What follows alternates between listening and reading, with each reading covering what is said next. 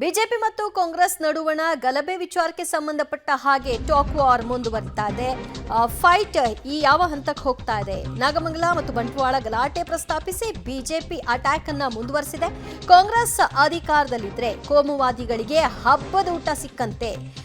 ಕೋಮು ದಳ್ಳೂರಿಗೆ ಕಾಂಗ್ರೆಸ್ ಸರ್ಕಾರವೇ ಪ್ರಚೋದನೆಯನ್ನ ಕೊಡ್ತಾ ಇದೆ. ನಾಗಮಂಗಲದಲ್ಲಿ ಆಗಿರುವಂತಹ ಗಲಭೆ ಕೂಡ ಪ್ರಕರಣಕ್ಕೂ ಸಂಬಂಧಪಟ್ಟ ಹಾಗೆ ಕ್ರಮ ಆಗಬೇಕು ಅನ್ನುವಂತಹ ಆಗ್ರಹವನ್ನ ಮಾಡಿದ್ದಾರೆ. ಕಾಂಗ್ರೆಸ್ ವಿರುದ್ಧ ಬಿಜೆಪಿ ನಾಯಕರು ನಿರಂತರ ವಾಗ್ದಾಳಿಯನ್ನು ಮುಂದುವರಿಸಿದ್ದಾರೆ. ನಾಗಮಂಗಲದಲ್ಲಾಗಲಿ ಅಥವಾ ಬಂಟ್ವಾಳದಲ್ಲಾದಂತಹ ಪ್ರಕ್ರಿಯೆ ಆಗಲಿ ಇದೆಲ್ಲವನ್ನ ಗಮನಿಸ್ತಾ ಇದ್ರೆ ರಾಜ್ಯದಲ್ಲಿ ಈ ಕೃತ್ಯಗಳನ್ನು ಮಾಡುವಂತಹ ಕಿಡಿಗೇಡಿಗಳಿಗೆ ಯಾವುದೇ ರೀತಿಯ ಭಯ ಇಲ್ಲ, ಒಂದು ಆತಂಕದ ಭಾವನೆ ಇಲ್ಲ. ಯಾಕಂದರೆ ಅವರ ಮೇಲೆ ಯಾವ ಕ್ರಮನೂ ಆಗಲ್ಲ, ನಮಗೆ ರಕ್ಷಣೆ ಇದೆ ಅನ್ನುವಂಥ ಒಂದು ಭಾವನೆ ಮೂಡಿದೆ. ಆ ಪರಿಣಾಮ ಇದೆಲ್ಲ ಆಗ್ತಿದೆ ಅಂತ ವಾಗ್ದಾಳಿ ನಡೆಸಿದ್ದಾರೆ. ಅವ್ರಿಗೆ ಎಲ್ಲಿ ಕಾಂಗ್ರೆಸ್ ಆಡಳಿತ ಬರುತ್ತೋ ಈ ಮುಸ್ಲಿಂ ಭಯೋತ್ಪಾದಕರಿಗೆ, ಮುಸ್ಲಿಂ ಕೋಮುವಾದಿಗಳಿಗೆ ಹಬ್ಬ. ಈಗ ಮತ್ತೆ ಕಳೆದ 15 ತಿಂಗಳಿಂದ ನಿರಂತರವಾಗಿ ಈ ಥರದ ಘಟನೆಗಳು ನಡೀತಾ ಇದೆ. ಕೋಮು ದಳ್ಳೂರಿ ಎಲ್ಲ ಕಡೆ ಪ್ರಾರಂಭ ಆಗಿದೆ. ಮತ್ತು ನಾವು ಎಲ್ಲ ಕಡೆನೂ ನೋಡಿ, ಮೊನ್ನೆ ಮಂಗಳೂರಲ್ಲಿ ಸವಾಲು ಹಾಕಿದ್ರಲ್ಲ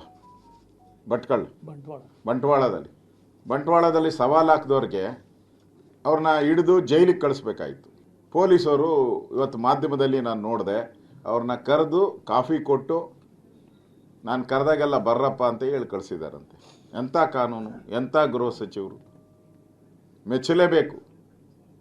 ಹಿಂಗೆಲ್ಲ ಸವಾಲುಗಳು ಹಾಕಿದವ್ರಿಗೆ ದಿನ ಹಿಂಗೆ ಕರೆದು ಕಾಫಿ ಕೊಟ್ಟು ಅವ್ರಿಗೆ ನಾವು ಕರೆದಾಗ ಬನ್ನಿ ಅಂತ ಹೇಳಿ ಕಳಿಸ್ತಾರೆ. ಇದು ಕಾನೂನು ಸುವ್ಯವಸ್ಥೆನ? ಇದು ಖಡಕ್ ನಿರ್ಧಾರಗಳಿಲ್ಲ. ಈ ಥರದ ನಿರ್ಧಾರಗಳಿಂದನೇ ಕೂಡ ಕರ್ನಾಟಕದಲ್ಲಿ ಈ ಥರ ಕೋಮು ದಳ್ಳೂರಿ ಪ್ರಾರಂಭ ಆಗಿದೆ. ಇದು ಎಲ್ಲಿಗೆ ಮುಟ್ಟುತ್ತೋ ಗೊತ್ತಿಲ್ಲ. ಕರ್ನಾಟಕ ರಾಜ್ಯದಲ್ಲಿ ಅಪರಾಧಿಗಳ ಮೇಲುಗೈ ಆಗ್ತಾ ಇದೆ, ದೇಶದ್ರೋಹಿಗಳ ಮೇಲುಗೈ ಆಗ್ತಾ ಇದೆ.